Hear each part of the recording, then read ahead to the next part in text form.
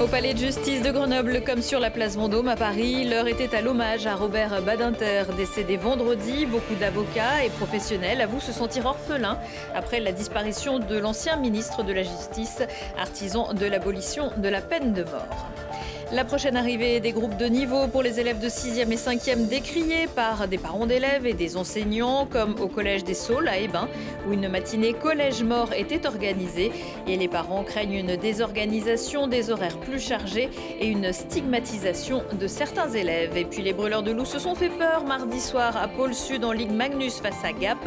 Longtemps mené 4-2 par les Rapaces, les Grenoblois ont profité d'une supériorité numérique pour remonter la pente et finalement s'imposer 6-4. Bonsoir à tous, ravi de vous retrouver dans ce JT du mercredi 14 février 2024. Du lundi au vendredi à partir de 18h, l'essentiel de l'actualité du Grand Grenoble. La salle des pas perdus du palais de justice de Grenoble empreinte d'une solennité toute particulière ce midi, où le monde de la justice rendait hommage à celui qui fut peut-être le meilleur d'entre eux, Robert Badinter, avocat garde des Sceaux, porteur de la loi d'abolition de la peine de mort et de bien d'autres combats. Avant une minute de silence, la bâtonnière Michel Giromarc et le premier président de la cour d'appel de Grenoble, Christophe Courtalon, ont pris la parole. Aujourd'hui, c'est un moment très important pour nous avocats, mais pour aussi l'histoire de la justice. Nous rendons hommage à sans doute l'une des plus grandes figures du XXe siècle, qui a marqué son histoire tant en sa qualité d'avocat, pour avoir évité la peine de mort à bon nombre de condamnés, mais également en tant que ministre, où celui-ci a pris évidemment la mesure qui est sans doute la plus connue, l'abolition de la peine de mort. Donc autant d'éléments phares dans une carrière, et c'est la raison pour laquelle nous avocats, nous nous sentons un petit peu orphelins depuis vendredi, parce que beaucoup d'entre nous, et j'en fais partie, ont commencé leur carrière pour suivre les pas de Robert Badinter.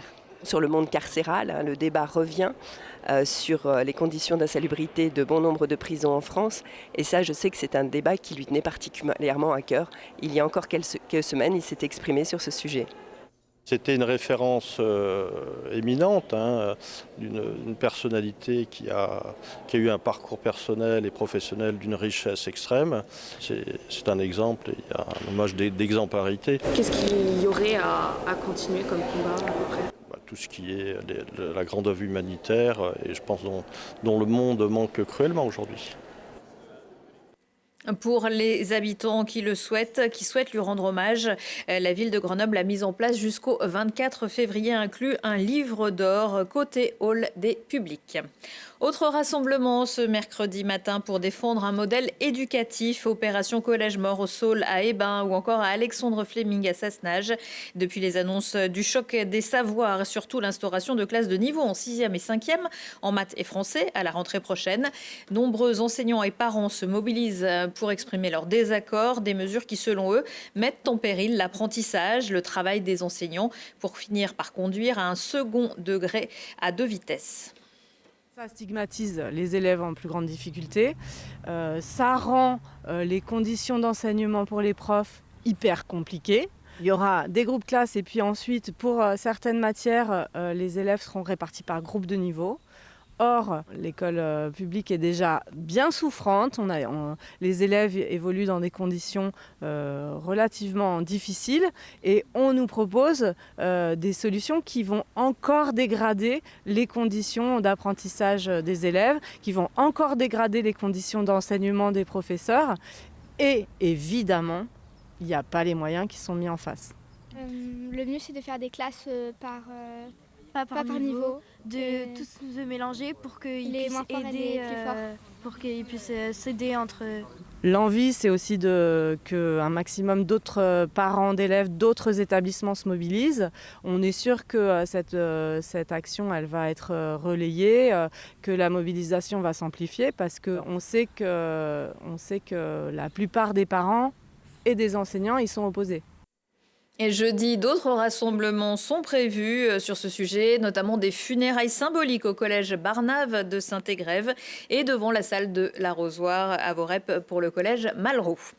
Ce n'est pas sa compétence. Pourtant, la ville de Grenoble ouvrira 100 places d'hébergement supplémentaires en 2024, ce qui portera ce chiffre à 300 pour un coût de 350 000 €. Selon le maire Éric Piolle, il y aurait environ 2900 personnes qui dormiraient à la rue dans des squats, chez des tiers, dans des écoles ou dans des bidonvilles, comme celui qui a pris place depuis quelques semaines sous la voie ferrée entre le quartier Saint-Bruno et la gare. On dénombre aujourd'hui une quinzaine de tentes avec à l'intérieur en majorité des personnes déboutées du droit d'asile. En octobre dernier, Éric Piolle avait annoncé, comme d'autres maires de grandes villes, attaquer l'État en justice pour sous-dimensionnement de son action en faveur des personnes qui dorment à la rue.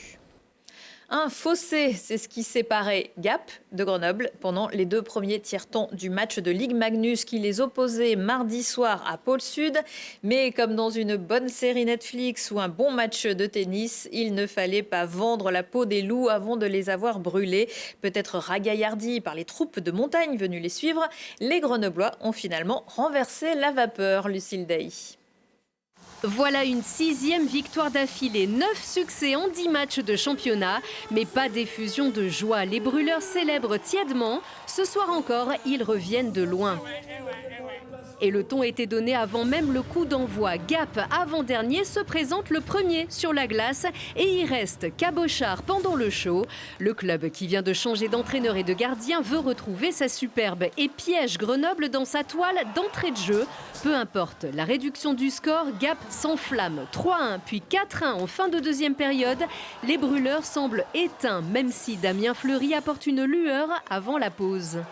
On a eu une bonne équipe de Gap qui est arrivée en forme et prête à tout pour gagner ce match. Et, ils ont mis de l'intensité, ils ont frappé, ils ont marqué des buts. Ça leur a réussi au début, mais un match, c'est 60 minutes. Et tout peut basculer en quelques secondes. Sur cette charge qui blesse au visage le Grenoblois hardi, le Gapençais Sébastien Roy est puni d'exclusion. Gap doit jouer à 4 contre 5 pendant 5 minutes. Nous, on est les visiteurs, l'équipe domicile, les arbitres sont dedans, on est pris dedans. Kyle Hardy, beau joueur, voilà, il prend la crosse dans le visage. C'était sa crosse, voilà. Et nous, on prend 5 minutes, 3 buts là-dessus et ça tourne le match. 3 buts en 3 minutes 30. Les brûleurs assomment les rapaces. Adel Koudry dribble le gardien et revient à 4-3. Fleury insiste contre la défense et égalise. Enfin, Koudry, encore lui, profite d'une passe caviar pour prendre enfin l'avantage. Deschamps enfonce le clou dans la cage vide et ponctue la réaction des Grenoblois. Peut-être chanceux, mais qui ont su relever le défi. On sait gérer ce genre de situation. C'est vrai qu'en début de saison, on aurait eu du mal à gérer une situation comme ça avec 3 buts de retard, mais maintenant on a appris à gérer ces situations, puis on s'en sort bien, on a eu un peu de chance, un peu de réussite, et puis voilà, donc on a pris ce qu'il y avait à prendre, et voilà. Et c'est toujours bon à prendre à quelques journées des phases finales. Dans cette saison où décidément rien n'est simple, les brûleurs prouvent encore qu'ils peuvent soulever les montagnes. Et pas de miracle, Grenoble reste 3e de Ligue Magnus alors qu'il reste 5 matchs à jouer en saison régulière. Et jeudi soir, il y aura du rugby. Le FCG 11e de Pro D2 recevra Brive, 7e, coup d'envoi à 21h au Stade des Alpes. Dans l'agenda culturel, mauvaise nouvelle pour les nombreux amateurs de Dionysos qui espéraient voir le groupe fêter ses 30 ans ce mercredi soir à la Belle Électrique. Le concert qui affichait complet est reporté à une date qui n'a pas encore été communiquée. Les billets restent valables. Mardi soir à Nîmes, alors qu'il lançait la tournée, le leader et chanteur Mathias Malzieu s'est cassé la jambe lors de la première chanson. Diagnostic double fracture nécessitant une opération en mars 2000. Le chanteur bondissant s'était déjà lourdement blessé après un saut lors d'un concert à Angoulême. Mais si tout se passe bien, c'est Hervé qui sera en concert jeudi soir à la Belle Électrique. Mais comme il sautille aussi beaucoup, il faut rester prudent. Révélation masculine aux victoires de la musique en 2021, Hervé est une personnalité à part dans le paysage musical. Son dernier album Intérieur Vie vous invitera à regarder en vous pour mieux appréhender le monde alentour. Entre pulsation électronique, hédonisme pop, héritage de la culture urbaine et populaire et un mantra, tout ira mieux demain. Plus jazzy, Rubino Antunes sera au Jazz Club de Grenoble jeudi soir. Le trompettiste ne sera pas tout seul puisqu'il a convié quelques-uns de ses amis, le guitariste Dan Dumont, le pianiste Alfio Riglio et Adriano dos Santos Tenorio, percussionniste. Au programme, un ensemble de compositions de ses propres œuvres, mais aussi un répertoire de grands compositeurs de la musique brésilienne. Une jeune humoriste, Morgane Berling, présentera son tout premier spectacle jeudi soir à la Belle Comédie, rue Chenoise à Grenoble. Elle a 22 ans et ne dira personne dire que c'est le plus bel âge. À travers ses tourments et ses joies, Morgane pose des questions existentielles sur cette sombre période qu'est la vingtaine. Partagée entre les soirées du samedi et le marché du dimanche matin, elle ne sait plus trop dans quelle case de la société elle a sa place.